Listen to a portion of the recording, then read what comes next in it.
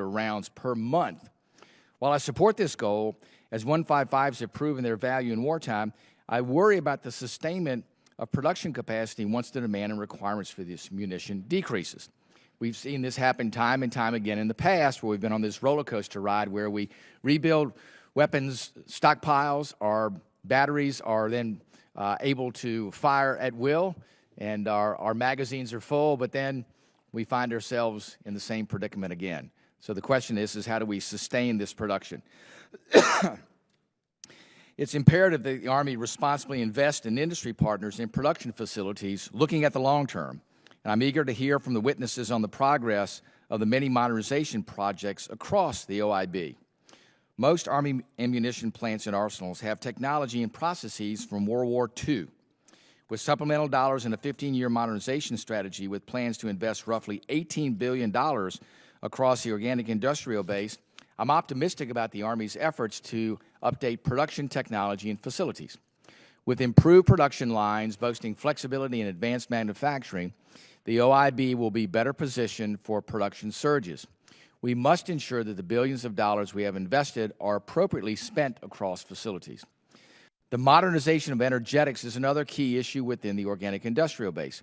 Novel energetics can and will increase lethality and range for ordnance, propulsion, and weapon systems, giving the warfighter a greater edge in future fights and ensuring that our technology remains bound in technology that puts us ahead of our adversaries. Through industry and academic institutions, we are currently developing improved energetic materials. The Department is still primarily using the same energetic materials from World War II. The historic lack of central management and strategy across the services has delayed the progress of novel energetic integration into weapon systems. I am pleased that finally, after last year's hearing, the Joint Energetic Transition Office has been established 2 years after it was enabled in the National Defense Authorization Act. This office will be a key to creating central leadership and advancing energetic innovation and integration, allowing us to catch up with our adversaries both in range and lethality. And I'm looking forward to seeing the work they do across the organic industrial base.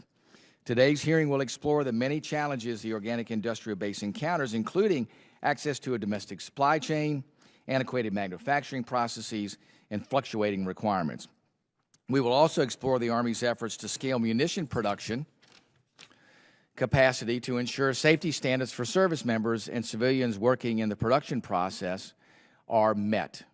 And we want to make sure we're investing, too, in emerging technologies and new facilities to modernize the organic industrial base.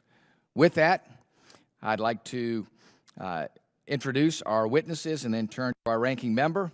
Our witnesses today are the Honorable Brett Ingram, Assistant Secretary of the Army for Acquisition, Sustainment, and Technology, Lieutenant General Chris Mohan, Commanding General, Army Material Command, Major General John Ream, Joint Program Executive Officer, Armaments and Ammunition, and Commanding General of Picatinny Arsenal. Gentlemen, thank you for joining us today, and I turn to my friend and ranking member, Mr. Norcross, for his opening statements. Thank you, Chairman, and I want to thank the witnesses for their time today. Look forward to this discussion. Chairman Wittman, Bergman, thank you for holding this joint hearing on such an important topic, the modernization of Army's portion of our organic industrial base. Our ammunition plants, arsenals, and depots play a critical role in providing capability and capacity to meet the requirements of the combatant commanders. These facilities develop and produce the ammunitions, the munitions, and weapons that our warfighters rely on. And they repair, overhaul our combat systems. Our country could not sustain a large-scale combat operations without the support of these facilities. So very glad that we're spending today on this issue and certainly looking forward to your comments. But over the last few years, this committee, the Tactical Air and Land Forces, we paid particularly close attention to sustaining the modernization of the Army Organic Industrial Base. Anyone who has visited any of these depots, which Rob and I had, it's a time machine. Yeah. For many of them, it feels like we landed in a different century.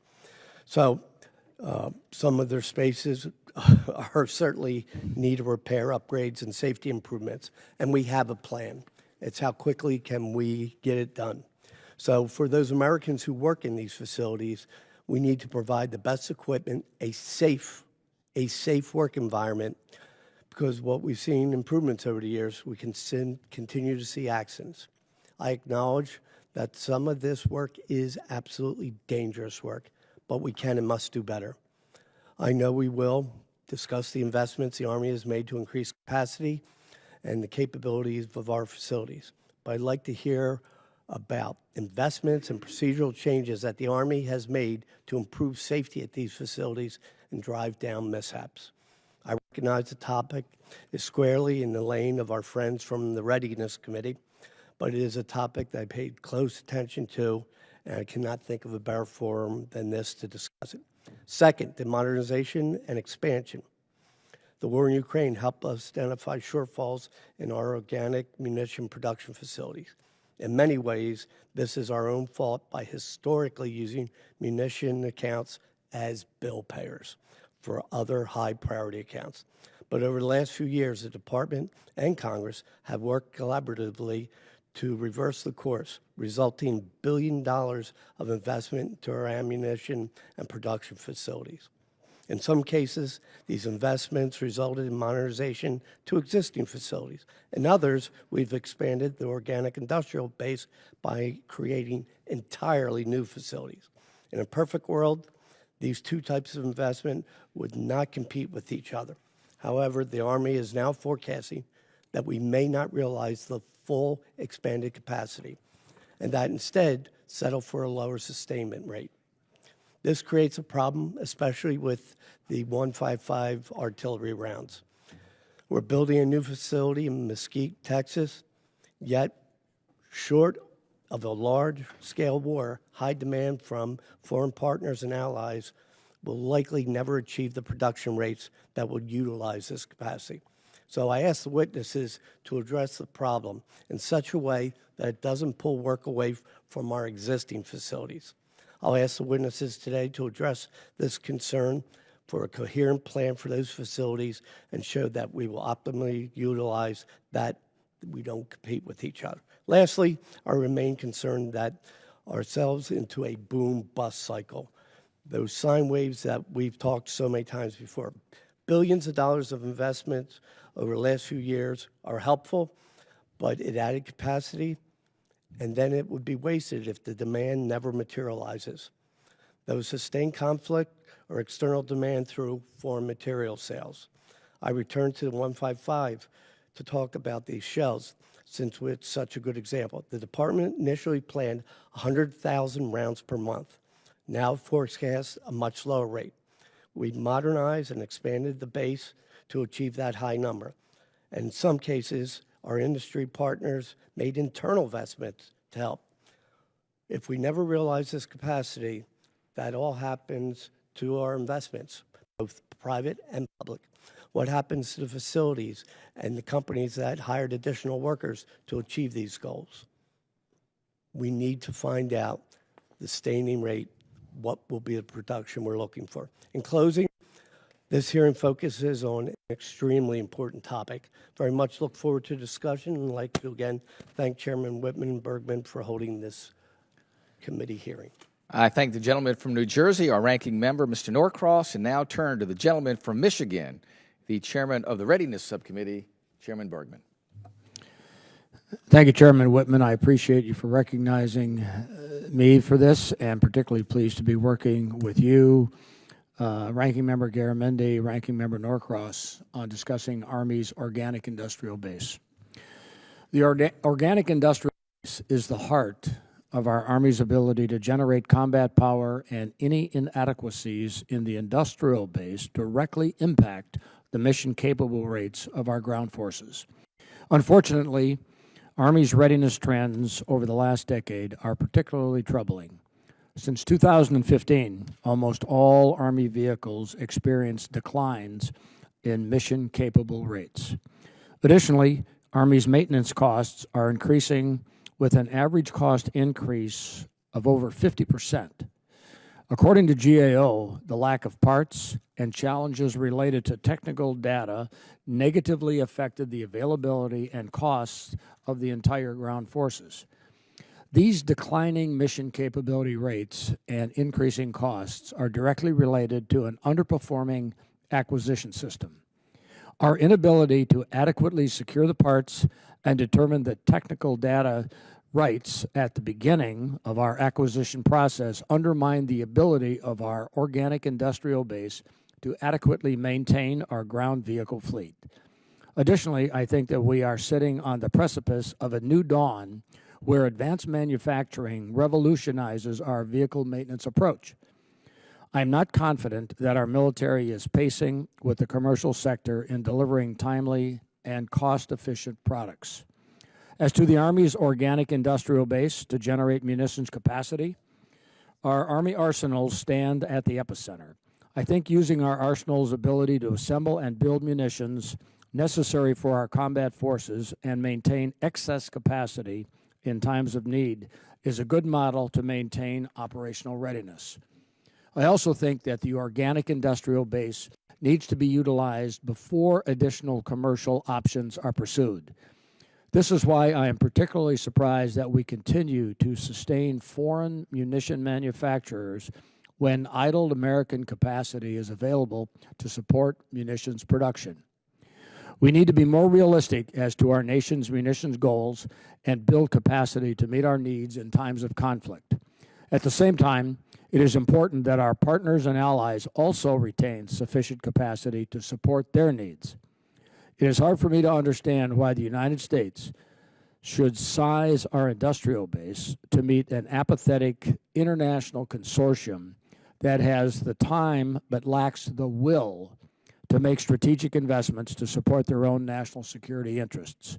There is much we need to do to better align our industrial base for the future, and I look forward to working with the administration and our esteemed witnesses to make this a reality.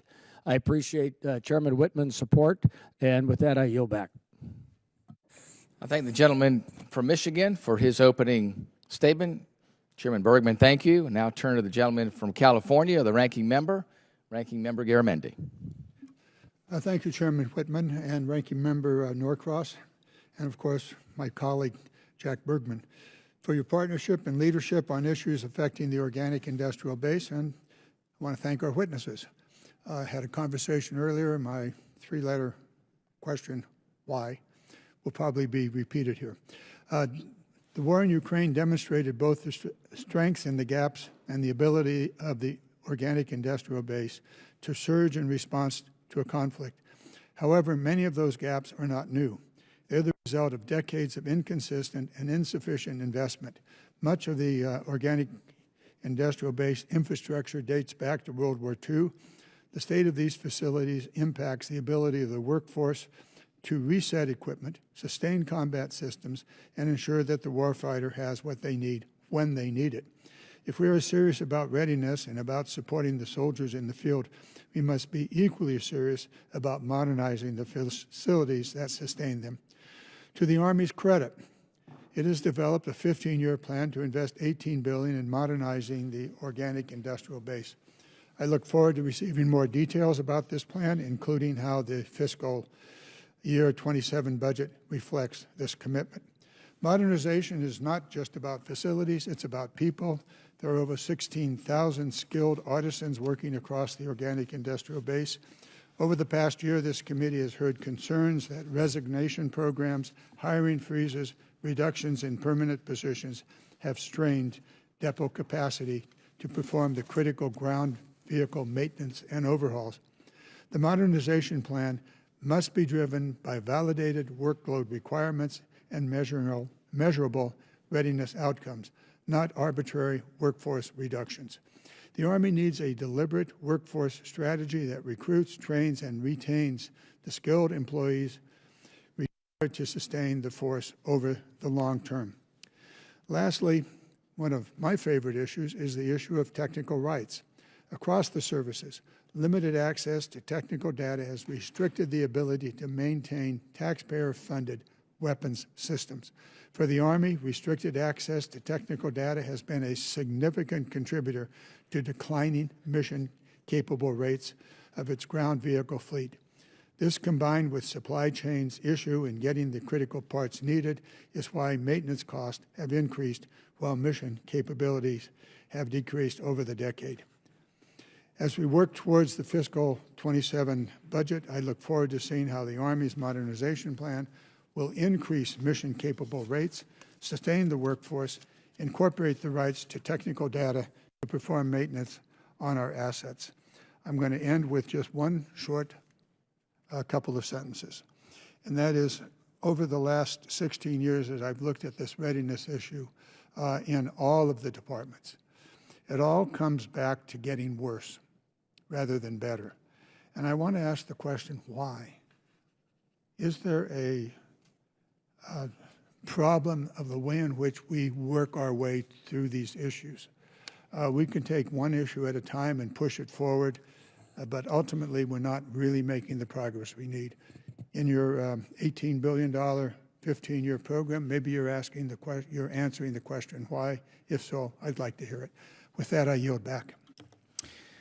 I thank the gentleman from California, Ranking Member Garamendi. We'll now go to our witnesses. I understand that Assistant Secretary Ingram and Lieutenant General Mohan will do the opening statements. So, Assistant Secretary Ingram, we'll begin with you. Chairman Wittman, Chairman Bergman, Ranking Member Norcross, Ranking Member Garamendi, distinguished members of the House Armed Services Subcommittees on Tactical Air and Land Forces and Readiness, good afternoon. Thank you for the opportunity to appear before you today to discuss the Army's progress in modernizing the organic industrial base to ensure the highest state of readiness and sustain peace through strength. It is an honor to testify before you for the first time as the Assistant Secretary of the Army for Acquisition, Logistics, and Technology. I'm pleased to be joined by Lieutenant General Mohan, Major General Rhyme, who are integral members of the Army team. We appreciate your inclusion of our written statement in today's record for the hearing. The Army's organic industrial base serves as the backstop, the last line of defense for our nation, providing surge capability and functioning as a critical national asset. These facilities play a vital role in depot-level maintenance, munitions production, and strategic manufacturing. Congress's support has been instrumental in advancing the modernization of the organic industrial base, including provisions in the fiscal year 2026 National Defense Authorization Act. We look forward to continuing our collaboration with this committee to implement the NDAA and achieve sustainable modernization across the department. Despite its critical role, the OIB faces significant challenges. First, fluctuating workloads, where unpredictable production cycles disrupt schedules, increase costs, and hinder workforce planning. High operating rates, where indirect costs drive up operating rates, reduce competitiveness with commercial industry. And aging infrastructure, where outdated facilities limit efficiency and the ability to support advanced technologies. And workforce skill gaps, where the need for specialized skills in advanced manufacturing and technology remains a pressing issue. We recognize these challenges and are actively addressing them. The Army is focused on increasing direct labor hours, fostering public-private partnerships, and reducing indirect costs to ensure long-term sustainability of the OIB. One of the ways we're tackling these challenges is by leveraging modern data and analytic tools. Those tools allow the Army to automate and synthesize readiness data across multiple weapon systems and units, enabling more informed resourcing decisions. I want to highlight two examples. First is Weapons 360. It's a revolutionary tool that compiles live readiness data across the Army, and then ASALT Live, which is a platform that houses live acquisition data, providing visibility into risks and challenges at all echelons.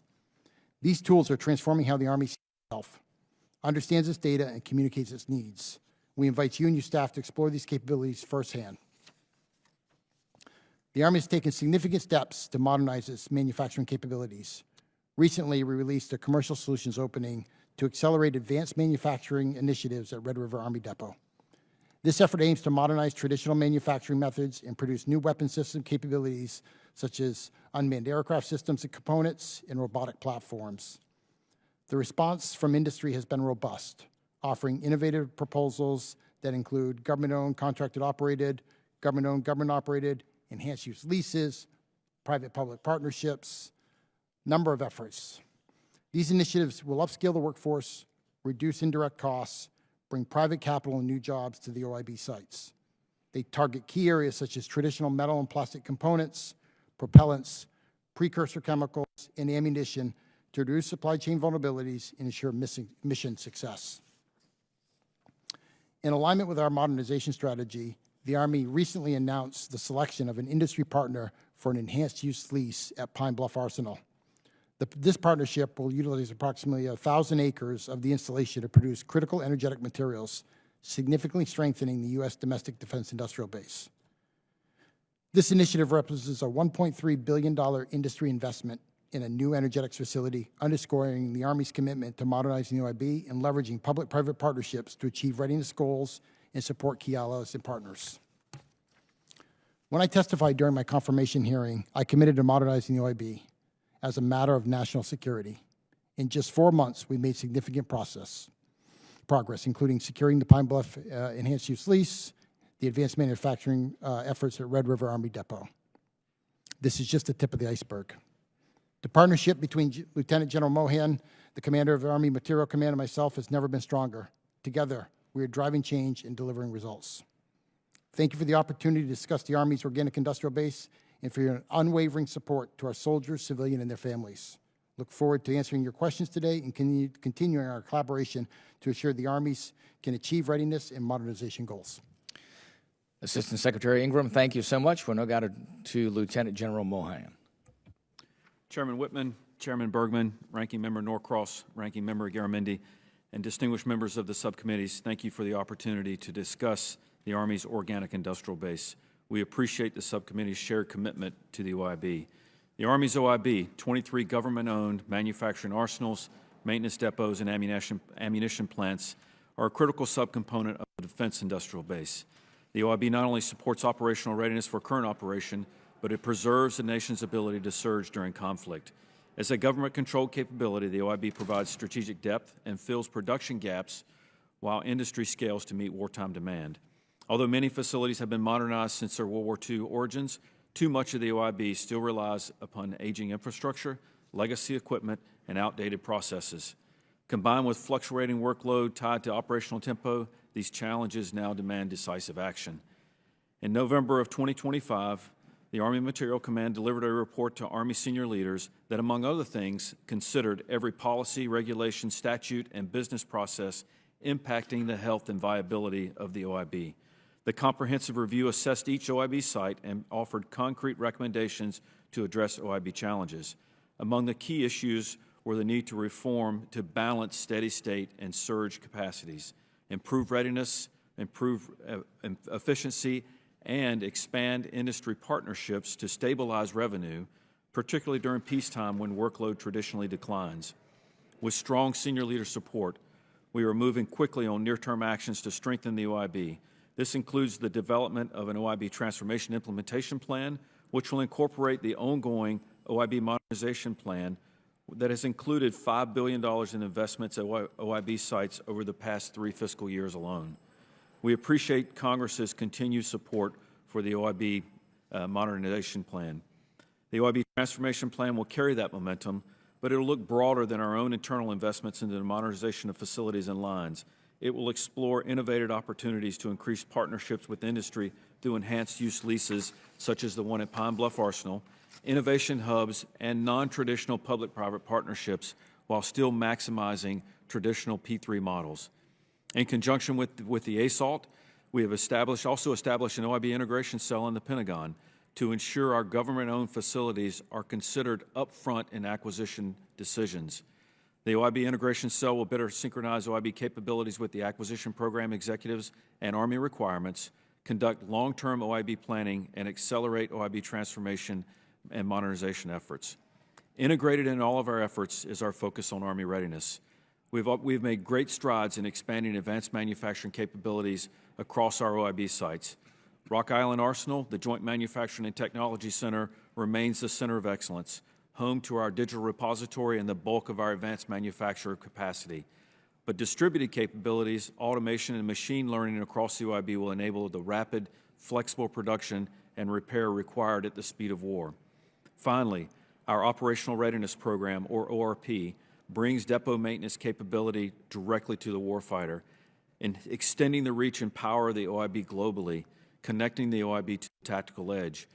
We have put 3 heavy armor BCTs through this our ORP program, and we're having tangible effects with increased unit readiness, maintainer proficiency, and a reduction of repair parts required during operational deployments. As a former depot commander and now the commander of Army Material Command, who I'm responsible for the operation of the Army's OIB, I am personally committed to ensuring the Army OIB remains a viable, responsive, and essential component of the defense industrial base. Investment in the OIB is an investment in our national security and defense. Thank you so much for your continued support. I look forward to your questions. Lieutenant General Mohan, thanks so much. We'll go to our witnesses now with some questions. Assistant Secretary Ingram, Major General Ream, I want to begin with the effort the Army undertook to reconfigure and reconstitute its capability and capacity to produce 155 howitzer rounds. Ranking Member Norcross and I had a chance to visit Mesquite, Texas, at a time where there was lots of excitement about the concept of a COCO, contractor-owned, contractor-operated entity, building a facility, producing large numbers of rounds very quickly. So we were impressed with the speed at which things were happening there. We are now 2 years later, and the facility has yet to produce a single projectile for 155 or any other artillery, for that matter, or mortar round. That puts us in a situation today to ask, where are we going with that facility? The Army had put out there a 100,000 round annual production rate. Are we still at that particular point? Are we still going to be looking to add production capability to get to 100,000 rounds annually? And if we are, how do we sustain that rate? What's happened before is we fill our weapons magazines, we have no other room, and then we say, guess what, we're going to reduce production. Instead of looking at other ways to partner with allies to make sure that their weapons magazines are full, to look at more aggressive training where we're firing more rounds to make sure we continue to have a demand cycle that sustains that. All those things are part of that. So if you could shed some light on us about where we are with Mesquite, the Mesquite facility, the 100,000 projection, and where we are with continuing to build the industrial base. Chairman, thank you for the question. First, let me start by saying I'm not happy with where we are at Mesquite either, right? So I'm in the same boat you are. I'll talk about Mesquite in a second. As far as the 100,000 capacity that we were trying to reach, I agree, boom to bust is a real thing. We've seen it in every major every major conflicts following World War II, right? It doesn't matter where it is. We've gone boom to bust on every single munition. And so as we ensure that we've got enough capacity to support what the U.S. Army needs, along with sort of the extended demand signal we continue to see from allies and partners, we're still shooting for that 100,000 goal. We're still trying to get there. So now back to specifically what's happening at Mesquite. Absolutely. If you go back to 2022 with the Russian invasion on Ukraine and the use of 155, we're at 14,000 a month. We're now pushing north of 56,000 a month, so we've seen a significant increase. And that's important to highlight that that's more than just the metal parts they make at Mesquite, right? That's been into everything that goes into building a 155, right? So that's the metal parts, the load assembly pack, the charges, the fuses, everything that goes into that. So we've seen a significant scaling up of all of those capabilities over the last few years. Mesquite there was risk taken, right, when we did the Mesquite project. Risk from the technology of the assembly line, the production line that was installed. But at that time, there was agreed upon we would take both risk on the government and contractor side to deliver on a sort of capability. And so we are currently in the middle of, so I guess to put it clearly, the stop work is still in place. We are currently in negotiation with General Dynamics about what the future of that looks like. And I anticipate you will see an investment from the company themselves, from the industry partner themselves, to ensure they can continue to build out for that facility that would make rounds that would primarily be supported by the FMS, the foreign materials demand that we currently have. But we are currently in negotiation what that looks like, both from a line perspective, a quantity perspective, and hopefully we'll have that wrapped up soon. But I'll pause there and turn it over to General Rime if he has anything else he'd like to add to that. General Rime? Mr. Chairman, I share your same concerns of where we're at with Mesquite. But let me first just say, thank you for your continued support and advocacy. the authorities and the resourcing that enabled us to get after this 100,000 per month mandate have been instrumental to the progress we've made. I mean, it's a historic level of funding that we've received, to the likes we haven't seen since World War II. Yeah. And the investments we've made, both in terms of advanced manufacturing capability, adding resilience, improving workforce safety with the modernization efforts is critically important. So when we kicked off this surge, it was with a lot of the 1940s aging infrastructure, and it really forced us to look at, other sources to reach some of this capacity. And so when you think of a 155, right, we've got a fuse, we've got, a metal projectile, we've got an energetic fill, we've got a propelling charge and a primer. And so we made investments to add, second and third sources in some cases to get to this number. I think the beauty of that is that those investments, are bringing advanced manufacturing, automation, all the things that are going to add resilience, are going to improve workforce safety with some of our facilities. And so you look at Line 3A, down in Iowa as an example. That's been in continuous operation since 1940. We just awarded a contract this past fall for a future artillery center that's going to be, probably the most advanced melt pour operation where we load our artillery projectiles. New 6-8 facility. No one could remember when the last time we built anything new at Lake City. The answer was 26 December 1940. They found it in Harry S. Truman's Presidential Library. It's the last time we built anything new. And so we certainly appreciate, all the support going forward and look forward to continue working with you, because a lot of those investments were very targeted towards 155, and there's a lot more to the conventional munition space than just artillery. Yeah, there's a lot more left to do, and we appreciate the Army being willing to take risks, and we've said this plainly and clearly, that is, take risks, but if you're going to fail quickly. Make sure you take away lessons from that. Make sure we recover as much of the resources that we've expended there. Make sure, too, that we have partners that are willing to share in the risk. I think that's key with this Mesquite facility, and listen, I understand folks not wanting to say, "Oh, that was a failure," but I want to make sure that if there's not a clear and quick path to recovering there, that we're not afraid to say, "Hey, sorry, we're going to move on. We learned something from that. We spent some money, but let's move on to the next stop in that effort." Let me ask one other real quick question about novel energetics.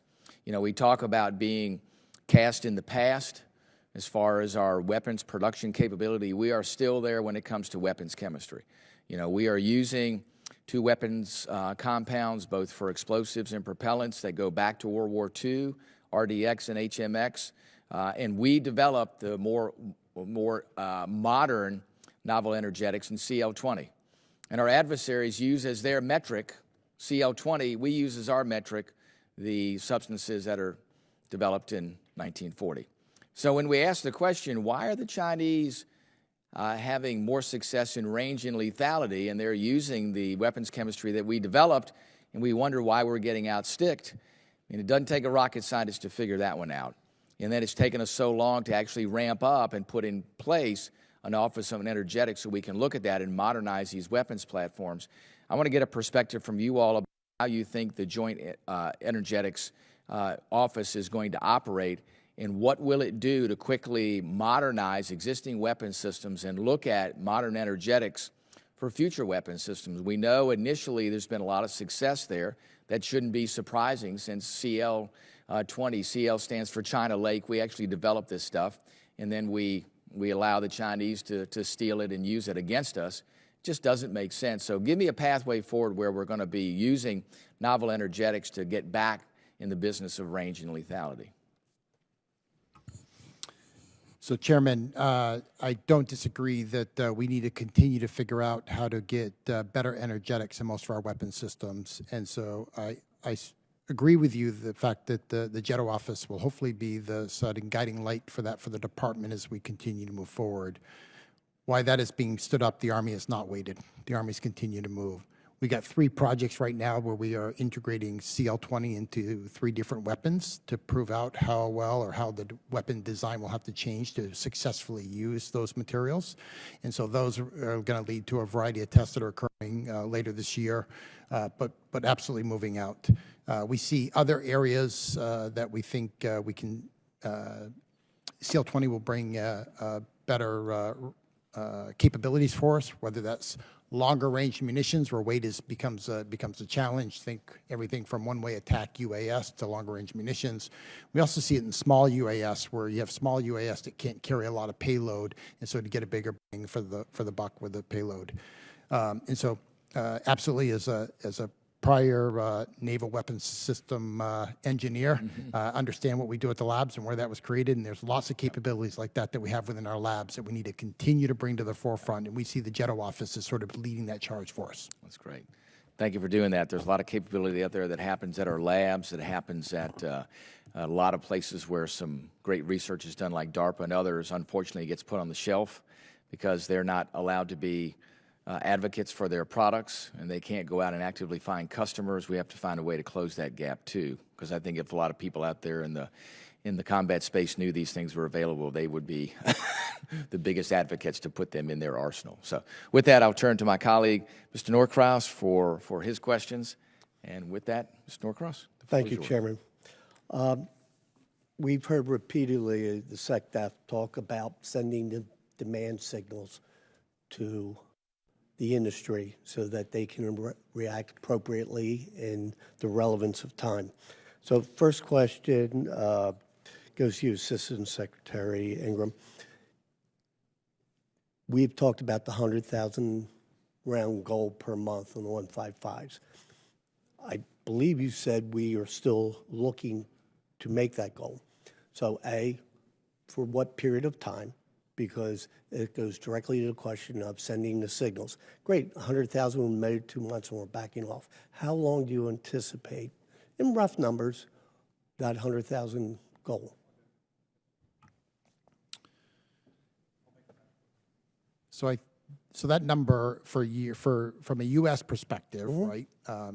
Like I said, boom to bust is real, right? We are getting closer and closer to coming up to our tamers, to our sort of readiness numbers that we need back for 155 for conventional shells, right? But we're not there yet. We also know that there's still a demand from a number of our allies and partners that are out there, and so I do not see us backing off from that number for a few years yet. Okay, good news. You mentioned the different parts for the 155s, and we talked about Mesquite as being the metal. Where is the choke point right now on the building of each shell? Is it the metal, the energetics? Where are we? I'm going to let General Rhyme cover that. He's closer to the day-to-day operations of the shell. Two areas. For the 100,000 number, early on, metal parts was the LIMFAC, it was driving, the focus of our efforts. And so, we had a kind of phased of approach. We had the mission to produce as many as humanly possible on day one at existing facilities. In parallel, we were making investments to bring other sources online. We've been successful with IMT in Canada. Just right before the holidays, we had successfully did first article tests, and they're in production. We all know about Mesquite, and it's not where we want, but we've also invested heavily in Scranton, and that's a tough challenge to produce at max capacity while doing targeted modernization. And I would tell you that Scranton is unrecognizable from when you were out there most recently, visiting the facility. All the old 5-inch, all the old M107 equipment's out. There's new floors, there's new lights, new parking lot. We refurbished the crane. We've got our new go-to-war rounds, the 1128, 1113 lines going in. It is completely different. Later this summer, we'll realize, kind of phase 2 of the expansion at Scranton, and we'll be at 35,000. The sister, commercial operation right there in Wilkes Barre, that's at 21,000. We'll be at 56,000. So I think we'll be in a good spot there. What concerns me now is energetics and some of the fragility with supply chain, in particular, and some of our dependencies on international sourcing, in some cases adversarial sourcing. And the team's worked really hard there. One, to see ourselves. You know, we've got a really fantastic assured munitions team. As we like to say, we can see ourselves from the ground to the round, and that's driven a lot of here near-term investments with other international partners while we look to leverage authorities like the Defense Production Act to onshore critical capabilities, things like TNT, antimony, or I think recent examples that are going to make a difference. Okay, so Mesquite, we talked about it, and the equipment that was envisioned to be able to produce the 155s and others apparently is not operating as we expected. Are we at the point that we're going to throw in the towel on the equipment and refit it to the likes of Scranton? So we're in negotiations right now with General Dynamics. Okay, got that. We're When can you share with us when we expect that we'll be able to get the 155s? Give me a quarter, last quarter of this year, beginning. We're just trying to get an idea after 2+ years. How close are we getting? So in terms of delivery of part, I don't think we're that close. In Okay. terms of a plan of what a rescoped Mesquite would look like, I think we'll see that here very quickly. Okay, I yield back.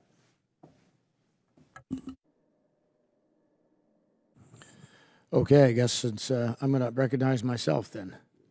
All right. First of all, Ingraham or Ingram? Ingraham. Ingraham. Mohan or Mohan? It's Mohan, sir. Mohan. All right. I'm kind of hooked on phonics here. General Mohan, inadequate supply resources and a misaligned organic industrial base continue, as I mentioned in my earlier remarks, a low mission capability rate. Can you better explain why this is occurring and describe for us your plan to rapidly increase our readiness to better meet program design standards? Yes, sir, and thank you for the question. So I would say to the why we are where we are right now, I can't speak particularly to the decisions that were made between are we going to modernize and buy new stuff, or are we going to sustain the current fleet that we have. What I can tell you is the way that we are attacking the problem in Army Material Command of particularly those units that are under the highest stress. And so our biggest consumers right now are our heavy BCTs, our Armored Brigade Combat Teams. They consume the most maintenance capability. They consume the most Class 9. And so what we've done is, with our Operational Readiness Program, instead of taking a fleet-based view, because quite frankly, some of our worst vehicles will wash out at the size of our fleets, we've started looking at a unit-based view, synchronizing the capability that we have with the timelines and the train-up of a division commander, and doing several things. One, we apply heavy depot maintenance teams, export them from Anniston and Red River down to the unit's motor pool to help the unit see themselves. Then we harvest the worst of their vehicles, the ones that are consuming the most man hours, the ones that are consuming the most Class 9 or repair parts, and we give them new ones that are coming off the depot production line. And then finally, we follow that unit through their deployment with depot maintenance capability, and we're seeing great results. And so for example, 1st Brigade, 1st Armored Division is our latest ORP candidate. They just loaded the boat to go to Europe, and they loaded with one of the legacy, one of our oldest equipment fleets.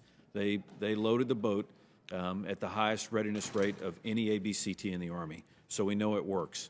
The last rotation that went through during their 9-month rotation in Europe consumed $30 million less in Class 9 in repair parts and maintained a higher readiness rate. So in the future, we look to double down on that, and instead of doing a smaller subset of harvesting of vehicles, we're going to expand that by threefold because the process is working. The second one is I would pull the thread on is advanced manufacturing. So it's not only access to tech data, it's access to digitized tech data that we're after. So if you go to one of our academia partners, the National Institute for Avionics Research, you'll see a B-1 bomber, you'll see all fixed-wing fighter jets. You also see an M88 that is over sitting in the corner, and they're taken apart and digitizing every part on that so that we can digitize it and use it for advanced manufacturing. And we're exploding that capability across the Army, across our organic industrial base, and down at unit levels, connecting it all in a digital repository and a connected network of capability that is powered by data that says here are the parts that we need to produce, and then we produce those parts in different places across to solve the challenge that we're having with readiness rates. All the while putting pressure on our industry partners who owe us right now over $500 million worth of delinquent back orders of repair parts, so that we are putting pressure on them to produce and to deliver the parts that we have ordered. Thank you. Honorable Ingraham. Boy, that's a mouthful. There's a lot of syllables in there. What steps is the Army taking to ensure that digital twin technologies and advanced manufacturing early in the acquisition process with those areas to ensure that we can adequately maintain our ground vehicles? General Mohan kind of talked about it a little bit, but you want to put a little more meat on the bone? Absolutely, Chairman. Appreciate that. Absolutely. So first of all, competition drives a lot of that right up front, right? So as we get more competition into the acquisition process, that's driving a lot more commercial products in ability to get after a number of those areas where we don't have the technical data rights. The second piece of that I'll talk to, is really asking for the right technical data up front, right? We have had the approach across the government for many of years to ask for it all, right? We want it all. We don't need it all. There are certain aspects of the technical data we need. We need to ensure we're asking for the right technical data up front is a key piece of that. The second thing is, General Mohan talked about it, right? We have gotten technical data from industry in the past when we have either bought it or negotiated up front in some of our acquisition strategies, and then we had no place to put that technical data. It resides on CDs or, somebody's computer somewhere. And so having an infrastructure that allows us to have that data in one place, that allows access to that data from, an echelon, right? So if the unit on the front line wants to be able to 3D print a part because they got a 3D printer, they should be able to have access to that data just as easy as, General Mohan and each one of the depots has access to that data. So building out that network and that data infrastructure is critical, and those are a couple of areas we're working on to ensure that we have the right IP, the right data, and can actually sustain our capabilities. Okay, thanks. General Mohan. As we look to the future and note the need to transform our tactical vehicle fleet, we know that we'll be maintaining a number of Humvees in the enduring fleet. Approximately 70,000 is what we've heard.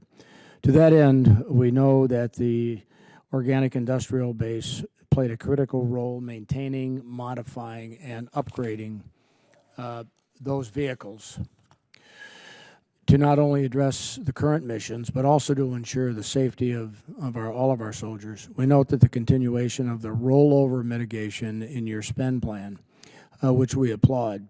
It's because safety's the number one priority. What else do you envision for the tactical wheeled vehicles that ensure our ground platforms maintain top levels of readiness in the future?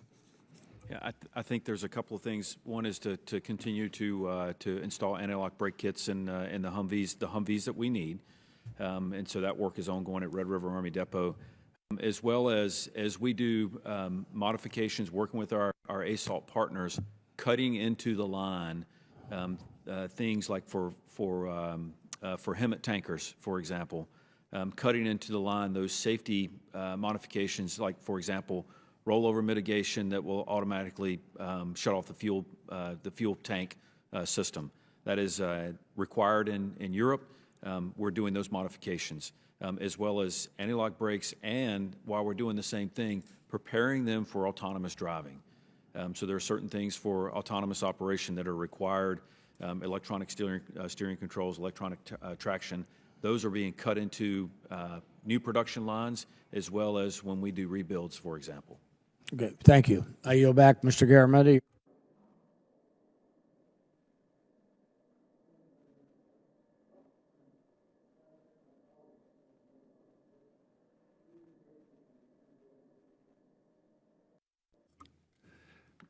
I want to thank my colleagues for raising the energetics issue and really honing in on that.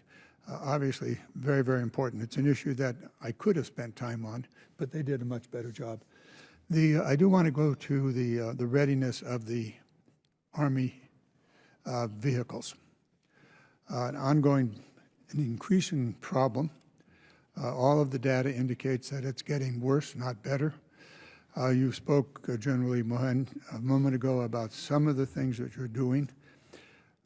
Here's what I think we need, and that is to get down into the weeds with you and look at your data flow and the information that you're gathering over time, the implementation of the various initiatives that you're putting in place, and the success or failure of them.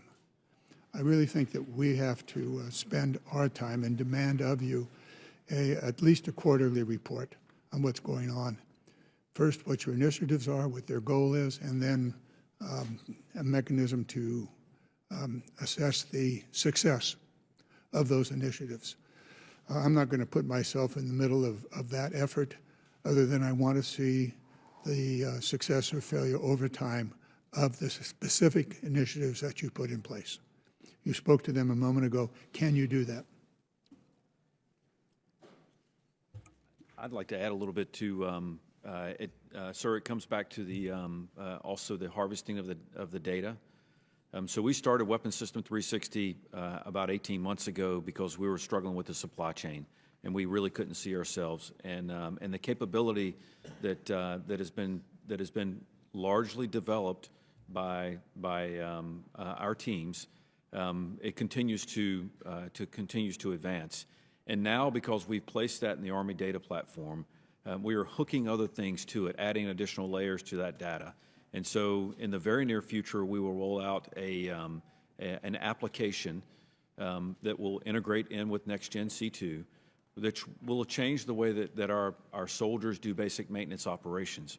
And so when we get better data at that basic level, that will feed into Weapons 360, which will then allow us to make strategic decisions both in the depots with planning of workload, but also with the way that we make decisions about buying or manufacturing our own parts. What you intend to do is the right thing to do. I believe it's necessary for us to learn precisely what it is you're trying to do and what effect you expect from that action. And then through time, and I'm going quarterly, report to yourself and to us how it's going. In that way, you'll know whether you're on a successful track or not. You're talking a lot about additive manufacturing and all of that. It's the new bright, shiny thing that everybody talks about. And the question is, what are you going to use it for? Is it cheaper, faster, or better than giving, I don't know, Lockheed Martin and BAE a swift kick and say, let's get this done? So anyway, it is the data and the specificity of the data to the goals that you have set. I'm not disagreeing at all with your goals. They're good. You got to come down in the detail, gather the data, report to yourself and to us how it's going, and we'll go from there. There are many, many issues in your, what do you got, 11 different vehicles that you're trying to keep going. I think some of it has to do with attitude. I had an experience over the weekend. We were shipping some cattle. The truck came back, flat tire, last load of the day, and my grandchildren said, we'll deal with that later. And I'm going, you're going to deal with it tonight because we may need this thing tomorrow. Well, we don't know that we need it tomorrow. And so I don't know if they've learned the lesson or not. I haven't had a chance to go back and check my data. So anyway, it flows through the entire system. And included in that is all of the new bright, shiny things that you're dealing with. Are they really useful? I spoke earlier to the question of why. Why are you doing that? Why are you doing it this way or that way? You have the information. It's your job. It's our job to review it and say, I don't think that's working. I want to make a final point, and then I'll turn it back to my colleague. I'm concerned about the quality of the contracts that the Department of Defense is writing with the defense industrial base. We've spent part of this morning looking at some of those contracts and finding that we're being taken to the cleaners. We, the taxpayers, the Department of Defense, military, various places, that the contracts do not serve the purpose for which they are written, but rather serve the purpose of the defense industrial base in its effort to grow, to be profitable, whatever goals they may have. I'm coming to the point where we have absolutely really good people in the various departments that write contracts, but they're not on top of the most recent problems that are found in contracts or able to really get beyond what they have done so many times over many years. And it may very well be in our interest, ours and yours, to bring into the major contracting and quite possibly into some of what you might call minor contracting, a fresh view from a company, a firm, a law firm, whomever. They're working for you. And their task is that that contract carries out the specific goals that you have enunciated as you set in motion a contract. I've found this problem too many times in too many areas. The final 276 pages, none of the rest counts unless we want to do it. So I want to think about that. I want you to think about it. Maybe my colleagues would be interested in it also. But these contracts are written for all too often for the benefit of the defense industrial base and not necessarily to protect the goals and the necessity, in this case, the Army and the other departments. With that, I yield back, sir. Gentleman yields. I recognize myself for questioning. Gentlemen, thank you for being here this afternoon. This is troubling. This is a troubling discussion because our projection of force worldwide requires a level of readiness and mission capability that, according to our own studies and our own determinations, does not measure up, shall we say. And this presents a danger to the world. We are relied upon. It's said that the sun does not set on the responsibilities of the United States military to restore and maintain peace.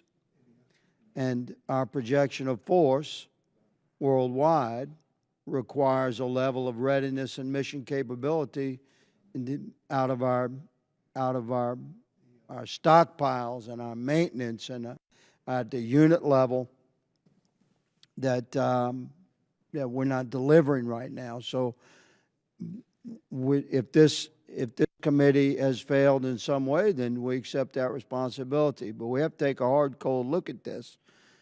We're talking about today the organic industrial base, a subset of the larger defense industrial base. We're talking about 23 arsenals, depots, and ammunition plants that manufacture and maintain Army equipment.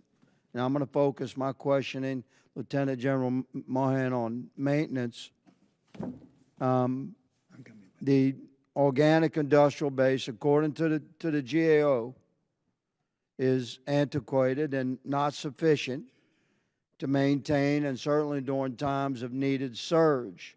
The GAO found that the number of overhauls of maintenance depots performed by the Army dropped from 1,278 in fiscal year 2015 to 12 in fiscal year 2024.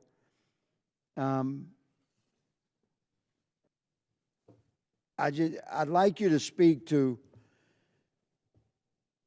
what extent is our failure to deliver mission-capable and ready Army vehicles, to what extent is that is that caused by our failure to modernize and expand our maintenance depots? And what shall we do about that, Lieutenant General? And so, sir, thank you for that question.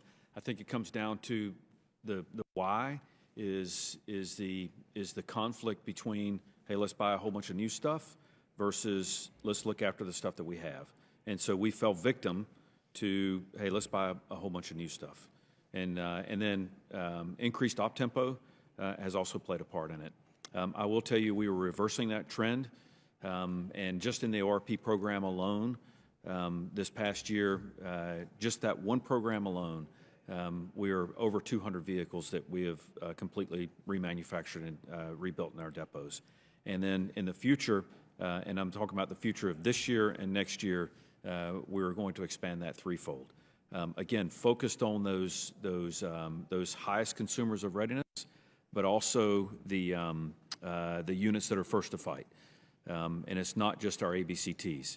It's General, you mentioned, I don't mean to interrupt you, but you mentioned focused on unit, you're coordinating your maintenance with unit readiness. I think this is wise.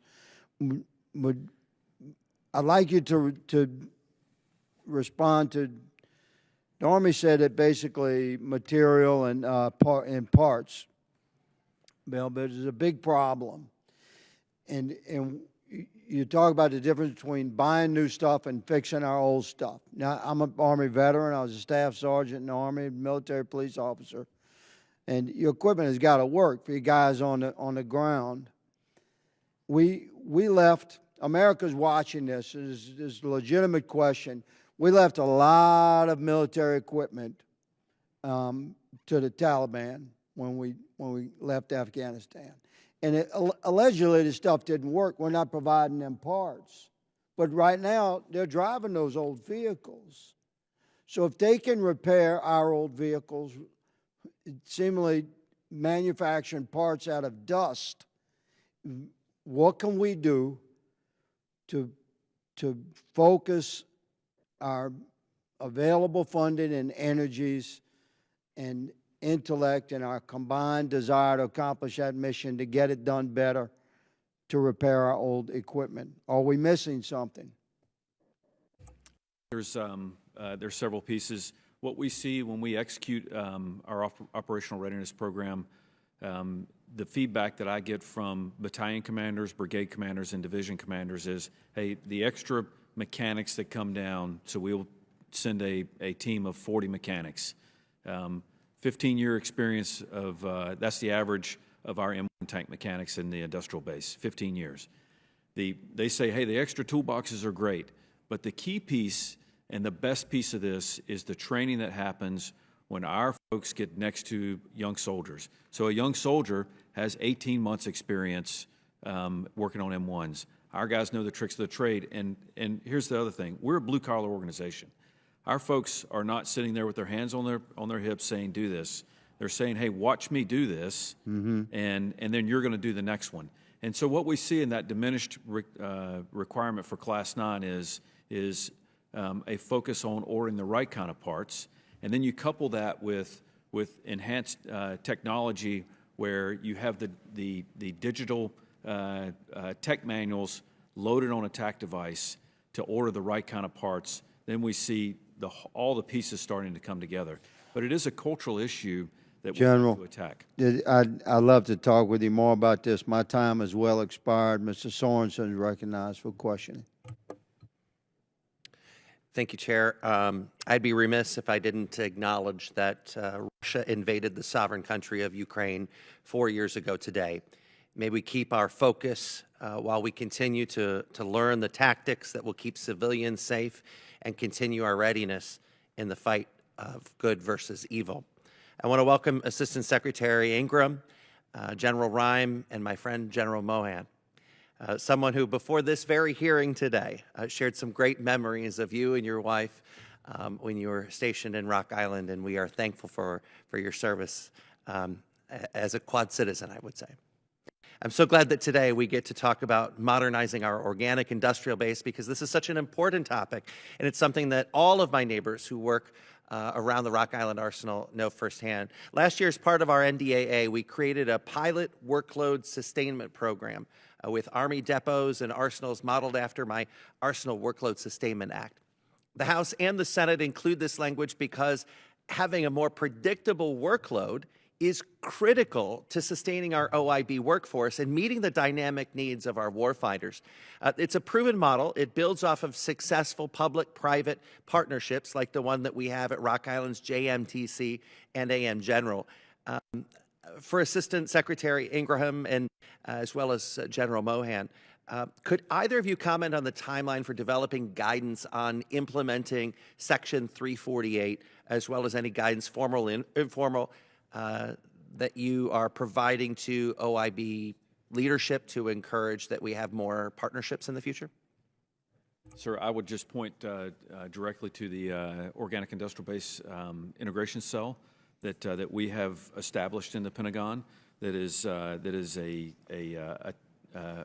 teamwork event with Mr. Ingraham and his staff, where as we implement acquisition reform, we will have representation in each one of the PAEs that will get it on the front end. Again, the front end of the acquisition process to say this work is going to go to the organic industrial base to balance that between the OIB and the broader DIB. Congressman, I can't speak to the past, but what I can tell you is, you know, as we've set up this optimization cell, this is an opportunity for General Mohan and I to look at every platform that's coming through. Whatever the new platform is, the new widget, old widgets, as they come through the acquisitions, you know, sort of cycle, we are looking at them to figure out where is the best place to sustain and maintain these. And again, driving those direct labor hours back into the OIB because we need those direct labor hours on the ground. Great. And then as we get up front of the process, then that allows us to tailor our modernization program.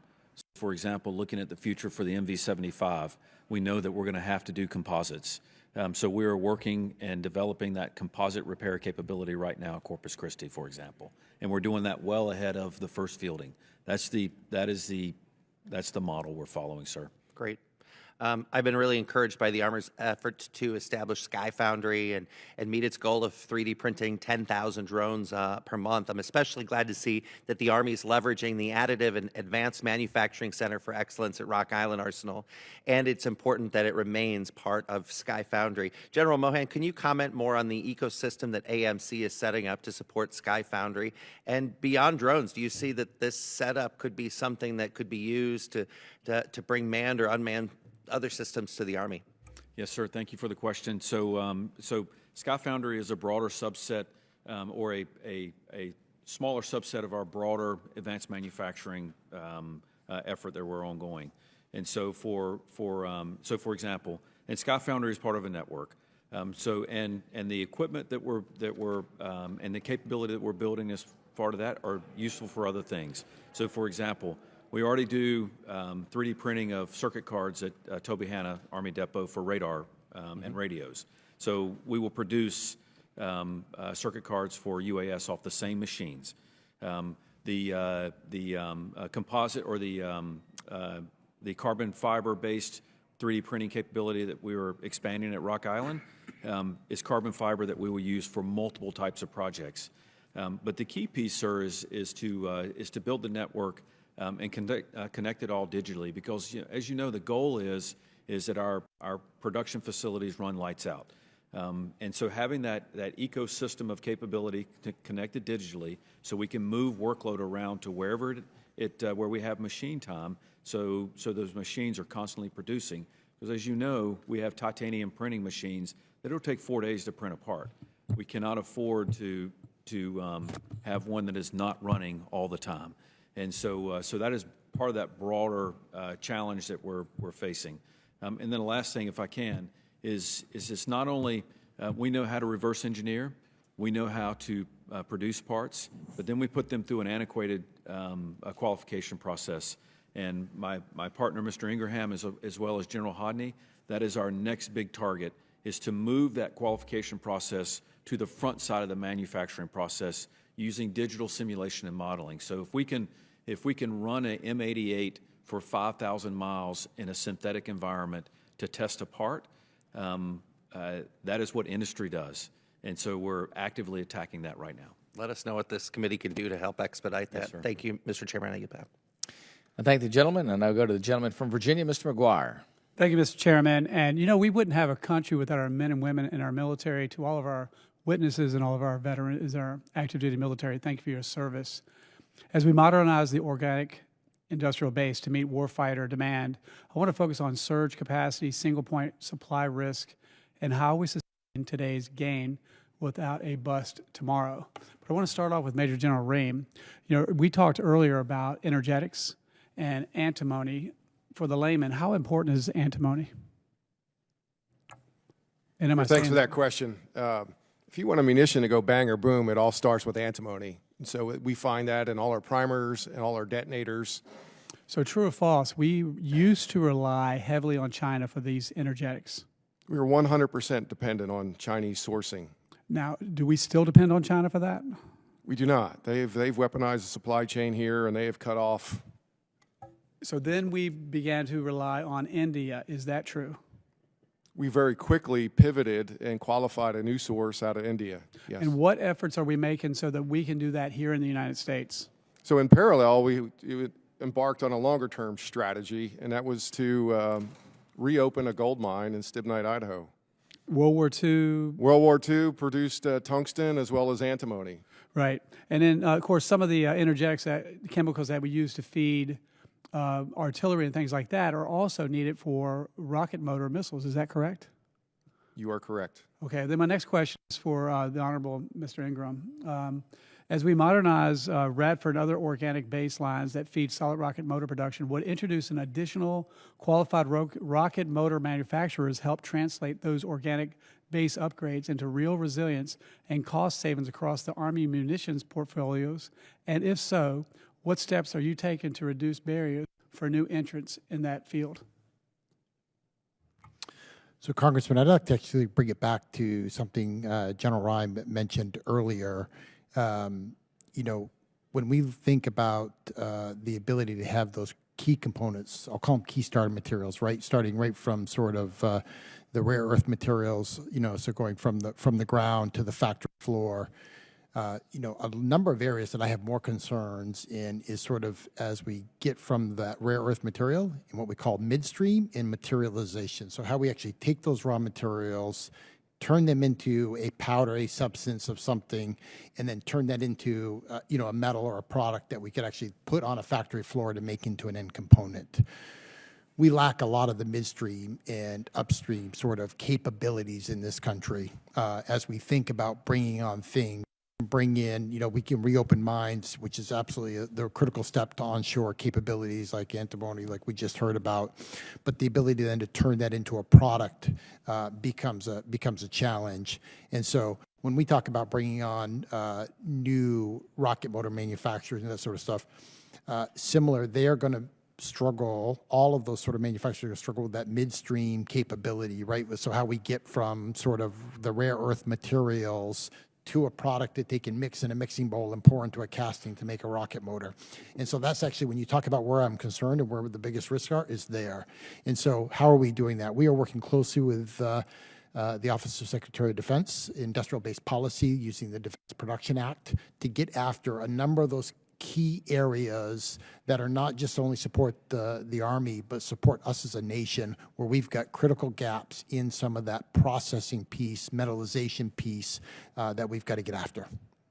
That sounds great. I think that's kind of, you just answered this next question, but let's make sure we got it right. So how is the Deputy Secretary of War and Office of Industrial Base Policy coordinating with you and your munitions teams to map supply chain vulnerabilities to platform level requirements? And what can we do in the Armed Services Committee to help you get there?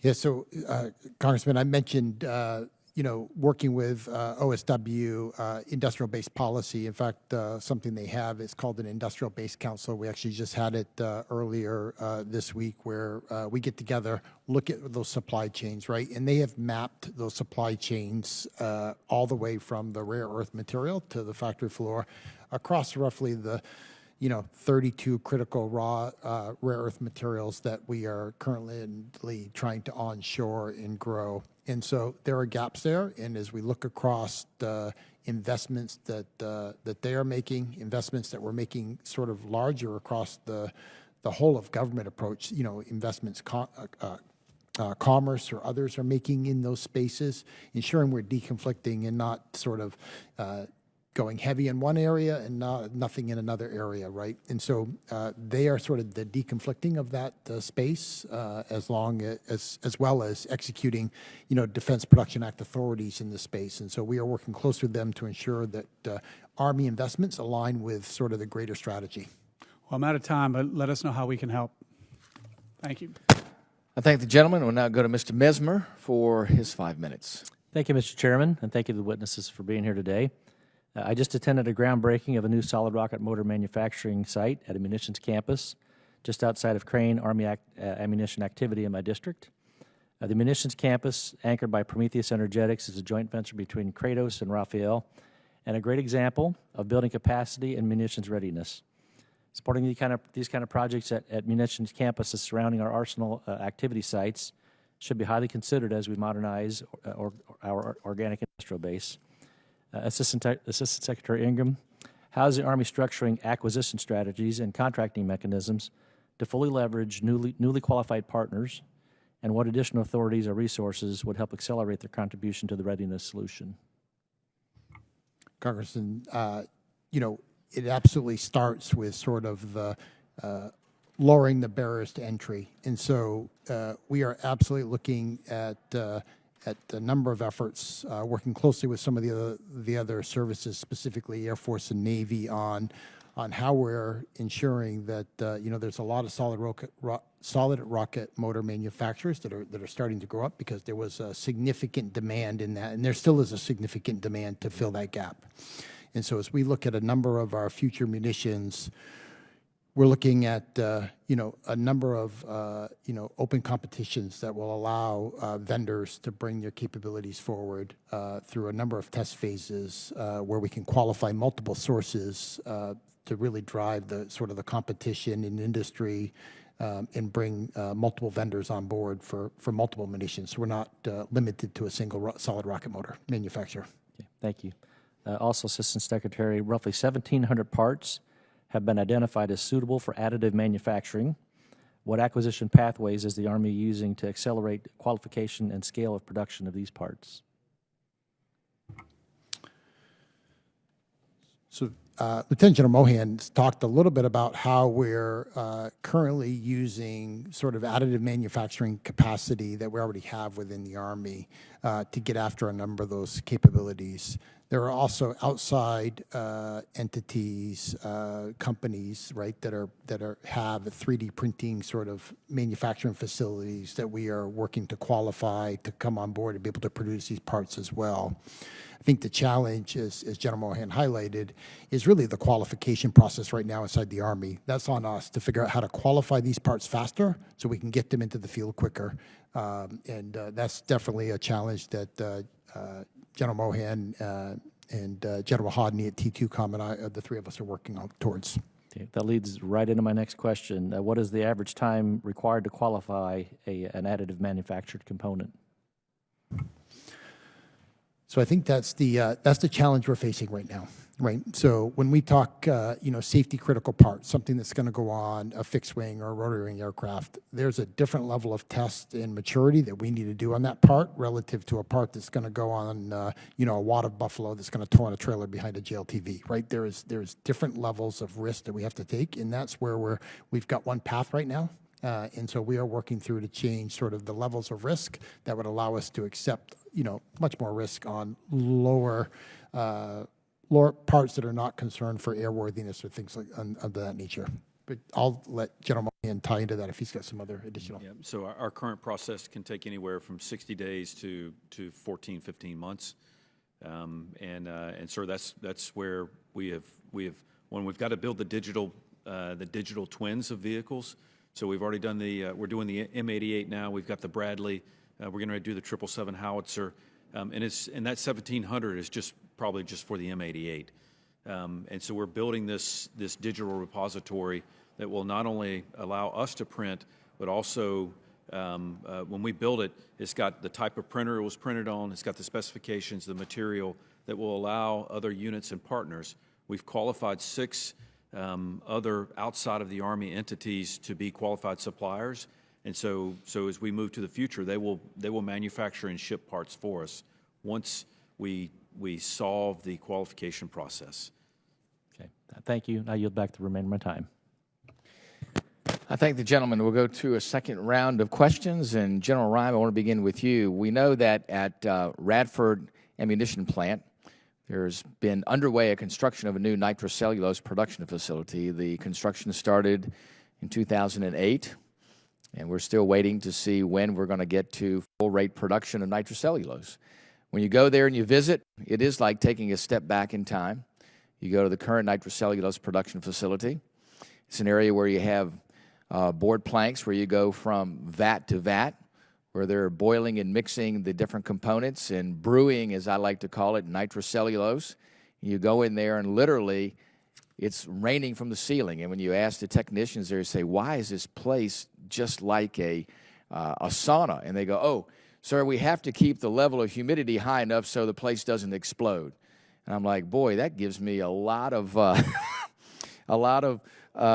nice confidence that we have a modern technology facility where we're producing a highly volatile material under very, very adverse conditions. And that's how we produce the majority of our nitrocellulose. We have a nice modern facility next door, continuous flow, so we feed the chemicals together in a very controlled environment and where we don't have nearly the amount of risk. And yet that facility continues to be delayed. And the older facility there where we're cooking in an old vat nitrocellulose is what we continue to do today. Give me some hope or some view about where we're going to be with the new production facility, when it's going to be at full rate production, and when we can finally abandon the Witch's Brew facility there where we're now concocting nitrocellulose. Mr. Chairman, thanks for that. And I kind of share your sentiments on Radford. That was a great description and rundown.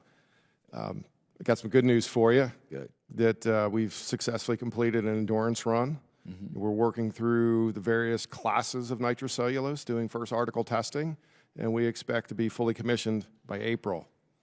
We're also discussing having a ribbon cutting ceremony come June, and we'll ensure that you get a personal invite. What's that? Yeah. The question was, which April? April of 2026. There we go. I like it. Very good. Well, you put us on the list for the ribbon cutting ceremony, and that'll be an exciting day. Let me ask this. You know, we have places like Radford. We have a number of other facilities across the United States. We heard there at Mr. Mesmer's district and others. We have great facilities with great capacity. And we talked today about the organic industrial base, where the organic industrial base begins right at the facilities where we've had this magnificent production capability on large geographic footprints that is well situated to do even more. So the question is as we look into the future and we look at sustained increased production for our weapon systems, whether it's solid rocket motors, and they make a few of those at Radford also, how do we utilize the capability that we have in the organic industrial base of these existing facilities, not just in modernization, but also in expansion to where we have that as a fully controlled organic capability within the Army or within the armed forces, for that matter, versus having to rely on contractors outside to do things. And obviously, they're hesitant when we tell them, build 100,000 rounds of 155, and then 5 years later, when weapons magazines are full, we go, we don't need much anymore, so do 10,000 rounds a year. And they're like, well, wait a minute, we have all this sunk cost in these facilities. Why would we want to do this again? So that's where we're going to have to find the right combination of organic industrial capacity as well as the private contractor capacity. Tell us how we utilize the capacity in places like Radford to the best advantage of the Army and, for that matter, across the spectrum of the armed forces. I think Radford is unique, you know, with nitrocellulose. It's the only U.S. source of NC. I certainly also appreciate, you know, the Section 806 authorities that we have that gives me the ability to restrict competition and direct work there, so that when we are in a surge period, that we actually do have a capability to manufacture at scale. As we previously discussed, and your great description of how we currently make nitrocellulose, that has left us behind with some of our more advanced propellant systems. And today, while I have that authority to restrict, there's certain classes of nitrocellulose that Radford's not capable of making, and so we're forced to import from Czech Republic, the French, Koreans, and then further process in Canada before we bring it back to one of our OIB sites at Iowa, as an example, to do load assemble pack. And so we've got some, thanks to your continued support, we've got some investment planned to do the necessary things to enable us to produce, some of these, more advanced propellants, going forward. Above and beyond, just our artillery. We've also got risks in kind of our main battle tank, tactical rounds and some of the propellants there, and what we're seeing with, cannon calibers, 20 through 40 millimeter. That we're dependent on European sourcing for those propellants, and I think there's a great opportunity to continue to modernize there. I think some of the key lessons learned from Ukraine is that while our partners donated a number of howitzers, they very quickly ran out of the munitions that came with those howitzers. And it was incumbent on us to go forward and do all the safety and engineering analysis, the building of firing tables that allowed the safe use of U.S.-produced munitions in those systems. And so I think there's a robust international demand, for U.S. munitions.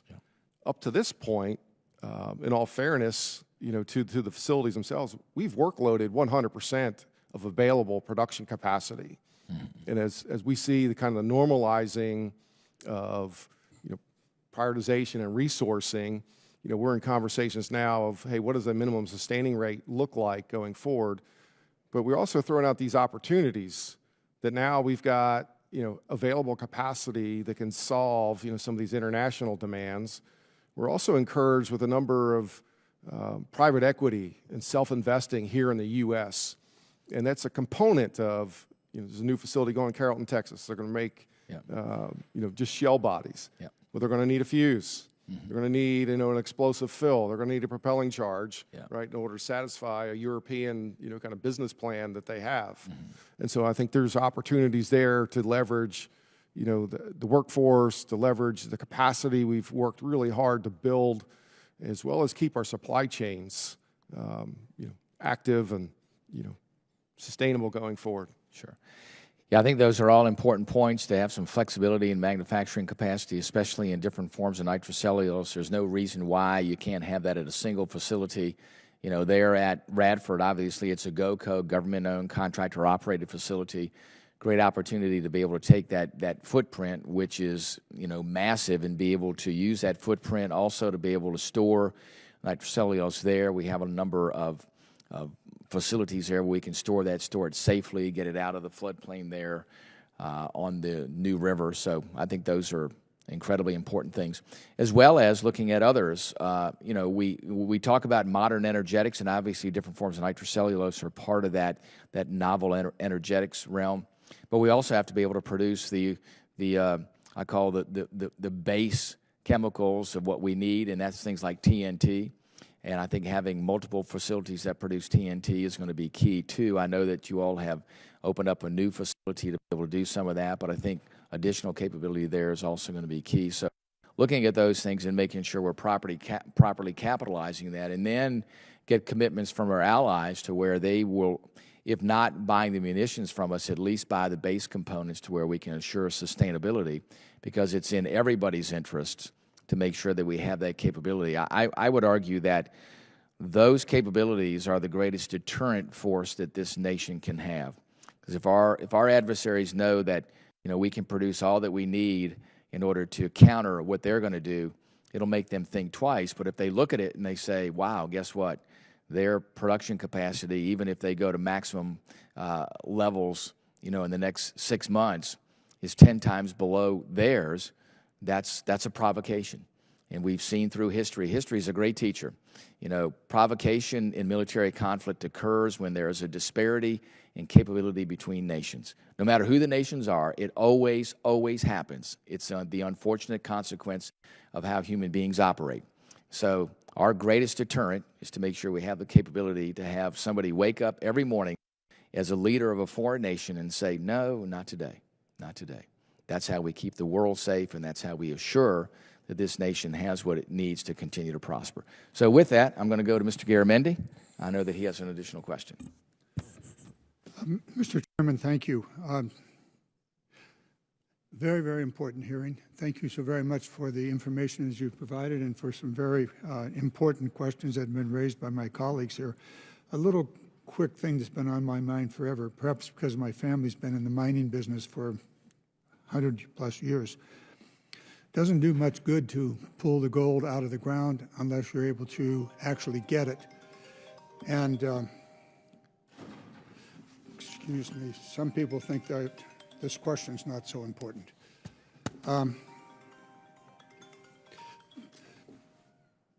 You got to refine it's not enough to mine it, you got to refine it. And that seems to be lost in most of the discussion. Enough of that. I'll be asking questions about refining in a different forum. What I want to get at here is to take your testimony and to bring it down to something that is useful to me and hopefully to the committee here, and that is, okay, you've got $200+ million going into the arsenals. For what and how is it being used and to what effect? In other words, are you successfully carrying out your goal? And what metrics are you used? What is your mechanism of determining how you are doing on that? It follows up on the earlier questions I raised about we really do need to know, because we're operating in the dark here.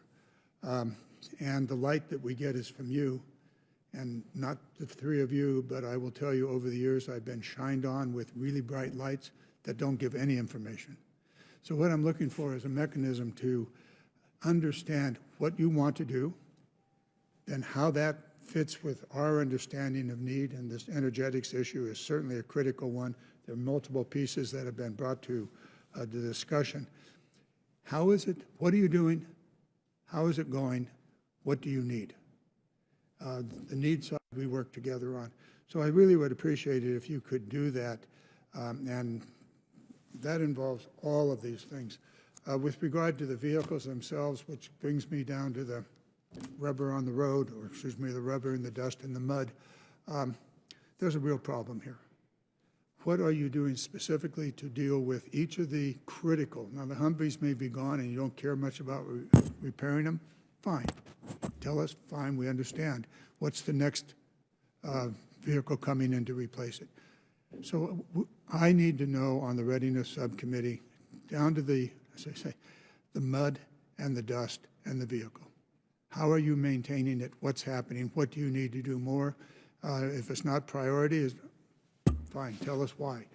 The other one deals with the, another piece of that. It's becoming extremely expensive to maintain these ground vehicles. The Abrams tank is probably the principal example. What are we going to do about that?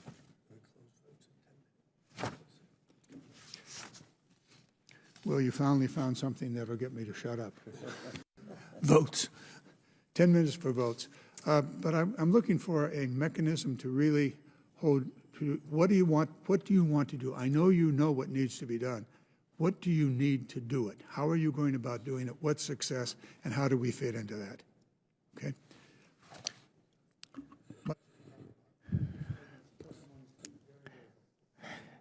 Thank you, Mr. Garamendi. Thanks so much for your very important questions about what the path forward is. Thank you for doing that. We appreciate that. Gentlemen, thank you so much. Thanks for your testimony. Thanks for your hard work. We, in the words of the immortal Jerry Reed, we have a long ways to go and a short time to get there.